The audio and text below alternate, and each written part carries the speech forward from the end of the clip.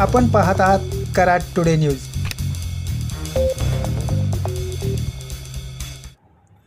कराड तालुक्यातील कृष्णा नदीवर रेटरे बुद्रुक येथे सुरू असलेल्या पुलाचे काम सध्या रखडले आहे। निधीअभावी या पुलाचे काम जून महिन्यापासून संत गतीने सुरू होते। सध्या या पुलासाठी काही पिलर उभे असून केवळ 2 पिलरवर गर्डर बसवण्यात आले आहेत। अजूनही या पुलासाठी अनेक पिलर उभारणी बाकी आहेत। गेल्या काही महिन्यापासून या पुलाचे पूर्ण काम ठप्प असल्याचे दिसून येत आहे। या ठिकाणची यंत्रणाही हलवण्यात आली आहे। सुमारे 45 कोटी रुपयांचा निधी या पुलासाठी मंजूर करण्यात आला होता। या ठिकाणी जुन्या पुलाची दुरुस्ती करून तो वाहतुकीसाठी खुला करण्यात आल्यानंतर नवीन पुलाचे काम गतवर्षी सुरू करण्यात आले होते।